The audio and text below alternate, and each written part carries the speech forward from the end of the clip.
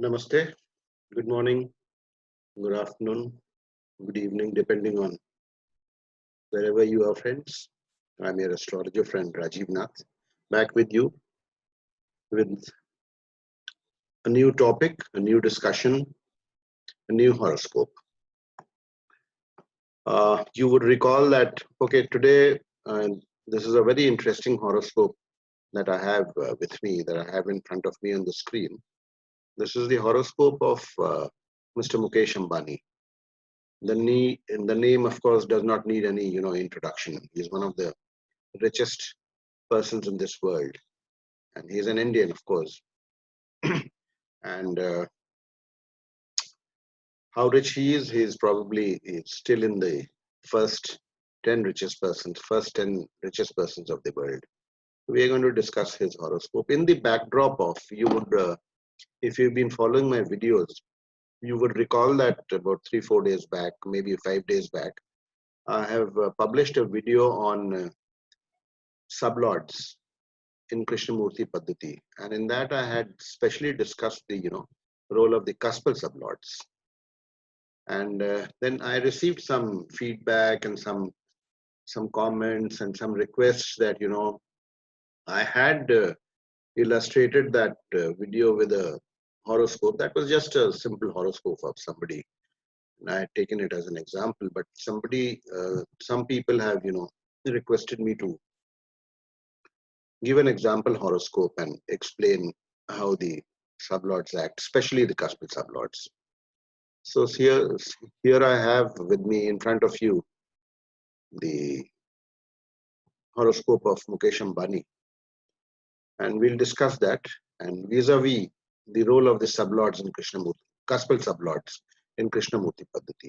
Of course, the other sublord, the planetary sublords, they will automatically be discussed when we discuss the Kaspal sublords.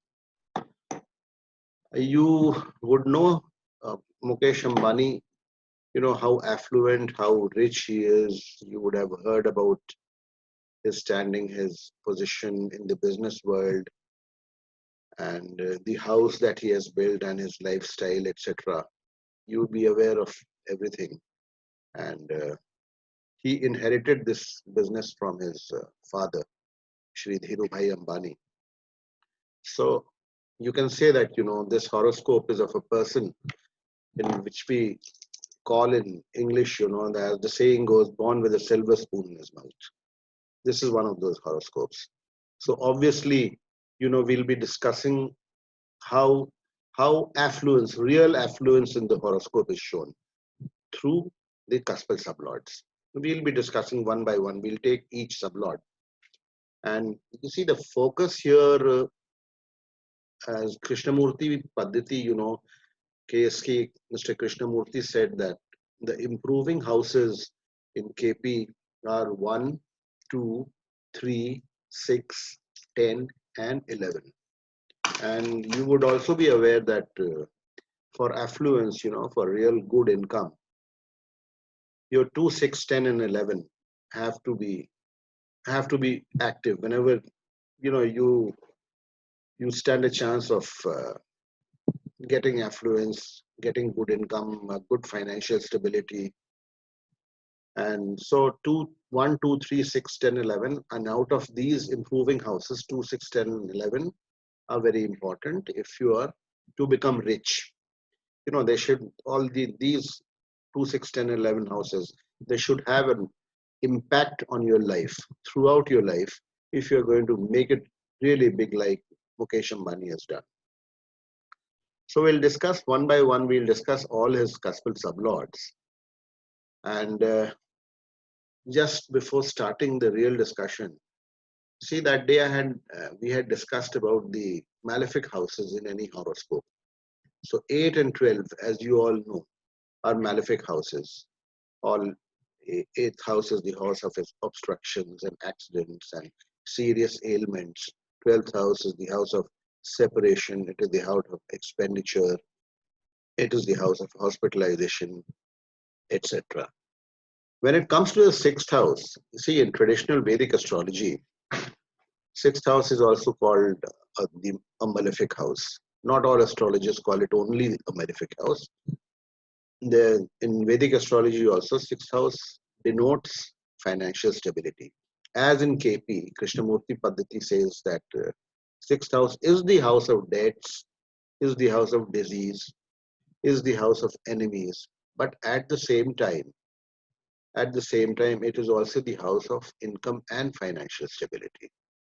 It's very paradoxical, okay, that the same house that shows disease also shows affluence. But that's the way it is.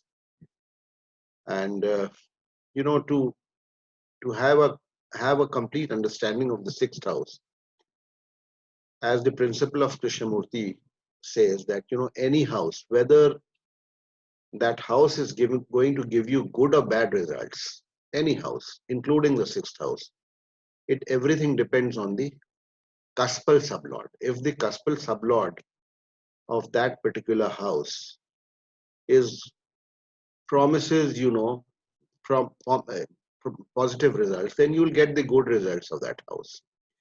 Similarly, sixth house, of course, gives you financial stability. Similarly, eighth house, if the sublord of the eighth house and of the 12th house, it promises you in your horoscope, if it promises you positive results, then you will not get very bad results of the eighth house. You will not meet with an accident. You will not be hospitalized. You will not have a deficit budget. That means expenditure will not be more than your income. That's what I mean by. And here again, cuspal sublords, they come into play, and they either protect or destroy a house. Even the improving houses 2, 6, 10, and 11, if they are not backed up in strength by cuspal sublords, you will not be affluent. Okay. If they are backed up by negative sublords who say, suppose, signify the 8th and 12th house, then you will be in penury. You will be in distress. Okay. That's what. Here, the sixth house is going to be in focus. So that is why. And how does the sixth house, by the way, just before proceeding, discussing this horoscope, how does the sixth house give affluence? And what is the meaning of the sixth house? In Krishnamurti Paddhati, anybody that you deal with or you transact with, it is represented by the seventh house. Okay. And the sixth house is the 12th to the 7th. So anybody that you are transacting with or say competing with for any purpose, say suppose it's a cricket match, it's an election. Okay. The 7th is your adversary or the person you're transacting with. And the sixth house in your horoscope is the 12th house to that person. So when that person loses or something goes out of his kitty, then you are benefited. You are benefited. That means his 12th house, when it becomes active, it is your sixth house. Your sixth house becomes active and you receive money from him or her, or if it is a bank, you receive a loan. Okay. So that's how it is. And that is where sixth house will always be in the picture when you are receiving something. You can check out from your day-to-day activities when you receive something, when you get a loan or you receive a good amount of money, you'll invariably see that the sixth house, either in your transit, in your dasha, antardasha, sixth house significators will be activated. Okay, anyway. So with this background, let's start discussing Mukesh Ambani's horoscope. Look at these sublords. You see now this, I have put in some tables here. This is the horoscope proper in North Indian style. Two horoscopes, Rashi chart, Bhav chart. In KP, we follow the Bhav chart. These are the planetary positions. These are the cuspal positions. Follow the cursor, please, on the extreme left. These are the house significators as per Krishnamurti Paddhati. And this table I have prepared specially. See, if you read here, I have written signification of cuspal sublords through their sublords. As I told you in my last video, the cuspal, for judging the strength of any cusp, we have to judge the significations of the cuspal sublords. And then again, you have to judge the significations of the sublord of the cusp. Okay. So this is how, I mean, I'm not going to repeat that again and again. Sublord of the sublord for a cusp has also to be seen to see how strong these cusps are. Okay. If they are strong enough, they give you good result. That is denoted by the sublord and its sublord again. If it is not strong enough, these cusps will not give you good or positive results, no matter how strong these planetary significations are. Okay, sublord is the ultimate. That means this table here at the bottom. This is, you know, this like example just before starting. Suppose see this table. First house sublord is Mars. I have put number first cusp. Mars I have put in bracket is the sublord of Mars. Sublord of Mars is Jupiter. And what does Jupiter signify? It signifies sixth house, 10th house, 10th house, third house. So that means Mars as the sublord of the first cusp is signifying through its sublord 6, 10, 10, 3. Mars through its significations that you can check here. Mars is signifying seventh house. Mars is signifying second house. Seventh house very strongly. Second house not so strongly, but still it is in its own star, so it's signifying it. But here, the qualifying marks that is given to the strength of the first cusp will be through its the sublord of the sublord, which is Jupiter, which signifies 6, 10, 10, 3. How do we see here now? We'll take it up one by one, cusp by cusp. Please now try to understand what I am, where I am where I am heading and what I am trying. You see, before starting discussion proper, if you just follow this column, please. Just follow this column. Signification of cuspal sublords through their sublords. See, if you follow this, you will see number 6, the sixth house in here in predominance. See, almost every planet and every cusp is connected with the sixth house. This is where, this is where this horoscope, it stands the test of time and the test of astrology and the test of Krishnamurti Paddhati. So we'll take it up one by one. See the first cusp. Okay, look at the sublord. Sublord is Mars. What is Mars signifying? At the stellar level. Okay, this is the stellar level. Mars is sitting from this table, the top table you can see, Mars is in its own star. So this table shows you what Mars is signifying. Mars is signifying seventh house in strength. It is signifying the second house. Okay. And then it is signifying the sixth house also, not very strongly, but it is signifying at the stellar level. Okay, it is signifying the sixth house also. So it is signifying second, sixth, and seventh. Okay, so whatever second, sixth, and seventh houses give, in Krishnamurti Paddhati, that will be given by Mars during its Dasha Antardasha.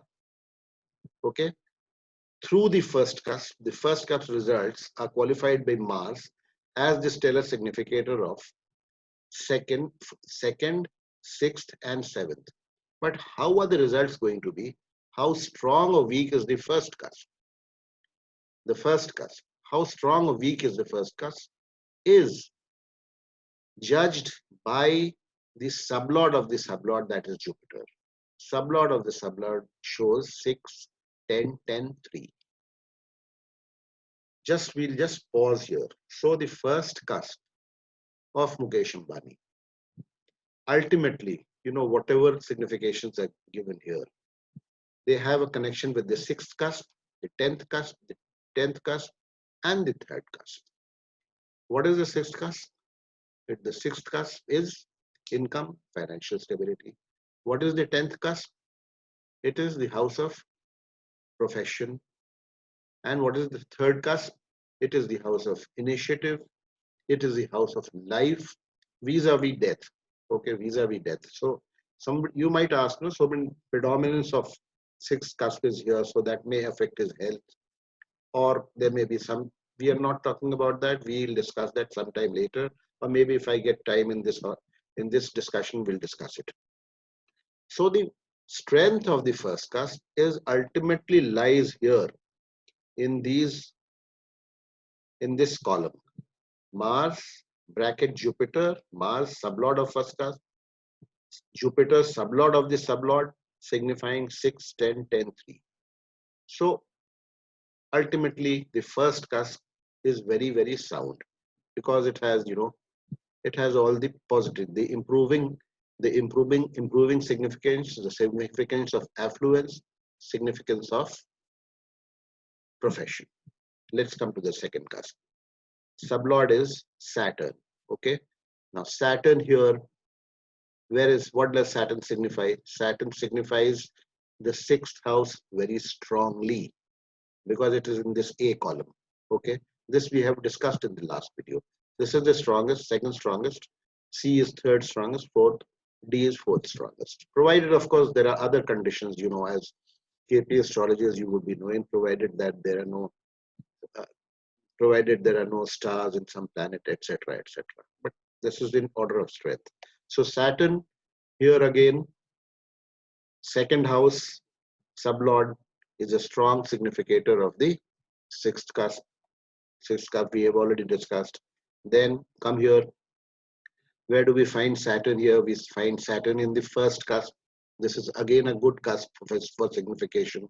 The second house signifying the first house. Then where do we find Saturn here?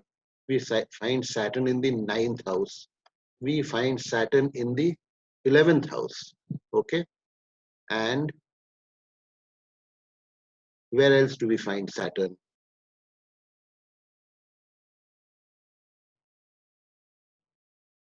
So we find Saturn in the 9th, we find Saturn in the 11th. These are the stellar significations. So the second cuspal sublord Saturn has very good stellar significations. Are these stellar significations? They shows a good strength of the second house. Is this second house really backed up? Will he get the results of these stellar significations? This will be shown by the sublord of the sublord. That is the sublord of Saturn, which is Venus. Venus signifies 6, 6, 8, and 12. So Saturn as sublord of the second will give the significations of sixth. It will give the significations of ninth. It will give the significations of 11th. Very good significations. Okay. Backed up, finally, the results to be offered by Saturn will be qualified by the sublord of Saturn, which is Venus, which again is giving 6, 6, 8, and 12. 8 and 12 comes in over here. So there may be some glitches. Okay. There may be some glitches.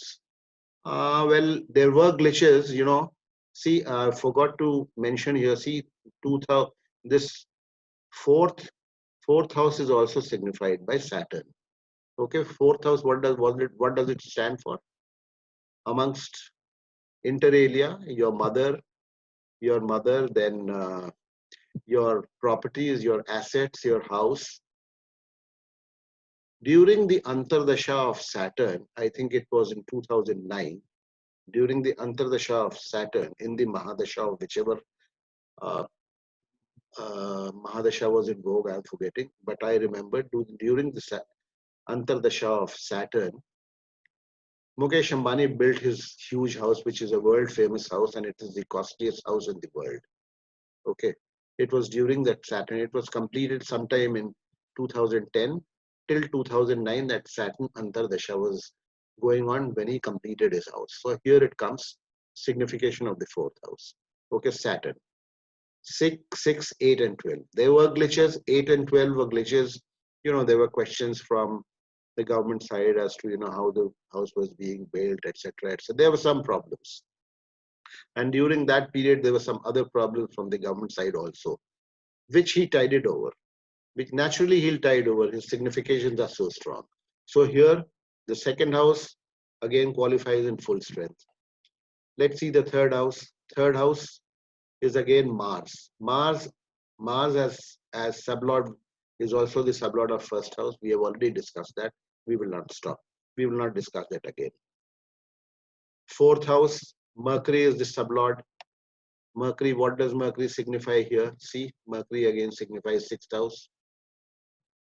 We are concentrating on the good houses because Mukesh Ambani, as we all know who Mukesh Ambani is. Mercury signifies sixth house, it signifies seventh house, it also signifies the eighth house. Eighth house is again the house of obstruction. But how will the obstructions be? I just spoke at the beginning of the video. It does signify the eighth house. The sublord of the fourth signifies eighth. That means I told you there could be some obstructions when Mercury Mahadasha is on and something to do with the fourth house. Since Mercury signifies the eighth house also, there may be some certain obstructions. But now look here, who is the sublord of Mercury? It is Mercury. Okay. So Mercury, but besides giving 8, 12, 8, 12, 9, 11, it gives 6, 6, 7, 9, and 11. So 6, 6, 7, 9, and 11 are excellent. All the 10 house, the house number 10 has been covered here. 6 is covered everywhere. 6 is covered everywhere. 12, 9, 11. 9, 11 are also covered. You know how 11 is.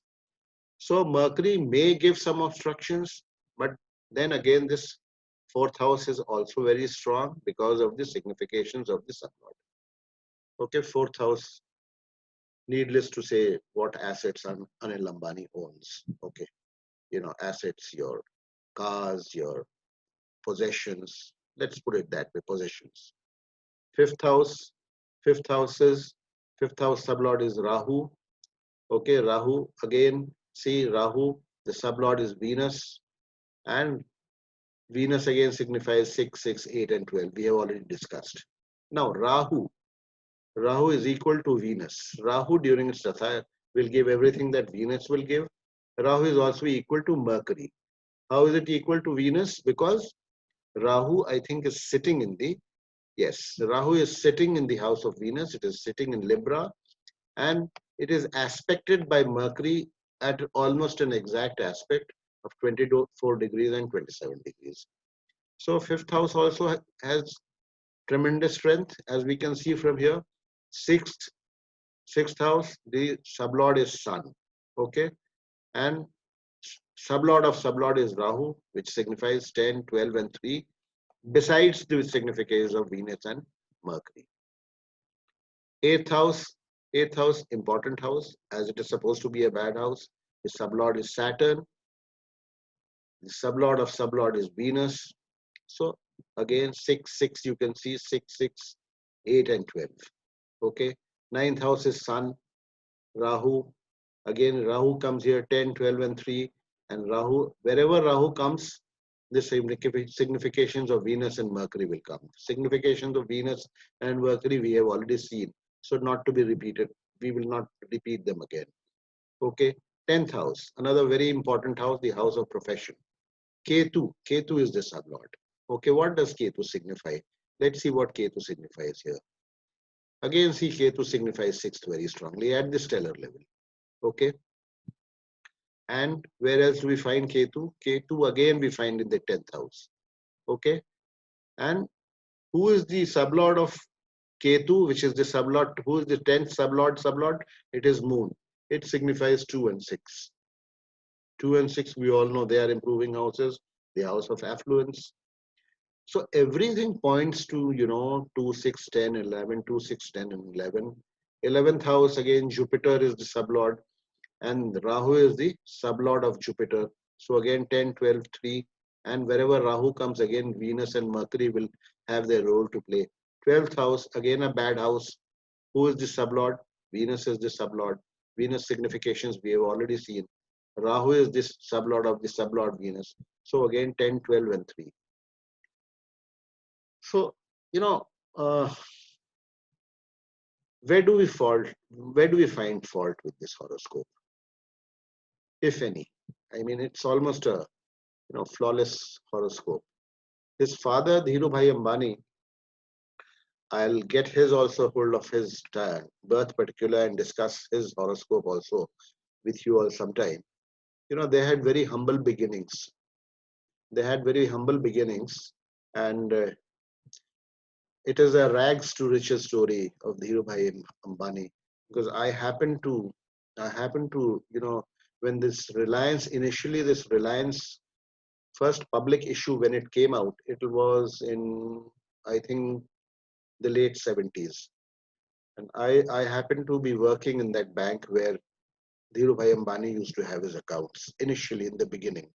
And the first issue of Reliance when it came out, Dhirubhai Ambani himself was, you know, to sell his shares. He was personally, you know, he was distributing tokens to people and things like that. There are so many stories, and I think it was just 10 rupees a share, and you know where Reliance is today. And they used to live in a very humble two-bedroom house somewhere in Mumbai, and that is how this story started. And rags to riches, as you all know, what Dhirubhai Ambani left behind, which the two brothers inherited. That is another story. Difference between the, I don't have the horoscope of Anil Ambani. If I get my hands on it, I'll discuss it with you sometime. But here it is, Mukesh Ambani, born with a silver spoon, and there is absolutely, this is almost a flawless horoscope where it comes to affluence, riches, wealth, you know, lifestyle. You must have heard about the lifestyle of his wife also, you know, they are. And no, but then it's not only riches, and there is no arrogance as such, that we'll discuss someday later, some in some other video. The other characteristics of Mukesh Ambani, they are very, very benevolent and charitable people. They run a lot of charities and they donate a lot of money for the good of mankind. All that is there. We'll discuss that some other day. I just wanted to discuss this with you in the background of that uh, sublord video that I have put up, and in which I had told you that no matter how strong, you know, the planetary the significations are, unless and until the cuspal sublords are strong, you will not get the results. And this is a shining example of that tenet or that principle of KP astrology. Again, before signing off, in KP astrology, as astrologers, be warned that unless and until you have the correct birth time with you, exactly the correct birth time with you, do not attempt predictions based on cuspal sublords of houses. You'll fail miserably. Okay, especially in things like, I'll tell you a small thing like marriage. Krishnamurti ji says that if the seventh sublord does not signify either 2, 7, or 11, there'll be no marriage. So before venturing into making, you know, such a prediction, as new astrologers, you know, we get carried off and we go overboard. We come across a horoscope where there is no signification. There is no, you know, the seventh sublord does not signify the houses of marriage 2, 7, 11. So you go ahead and make a prediction that there will be no marriage, and you prove a disaster because the marriage takes place within a couple of months. Not to say that don't take predictions, but make sure that if you're depending on the cuspal sublords, the time of birth should be absolutely correct. We'll discuss more on the time of birth. I'll be presenting another video on birth time rectification, but that is for another day. I hope I have been able to make myself clear. I have been able to explain to you, and this is not a rags to riches story. It is a story of riches and born with a silver spoon in his mouth. Thank you very much for watching, and hope you enjoyed watching it. And till next time, I had already launched a Hindi version of this video, but there were some technical glitches, so I have deleted it. But by evening today, I'll launch that video also. So thank you so much and have a good day. And any feedback, comments are always welcome. You can get in touch with me also. Namaste. Bye. All the best.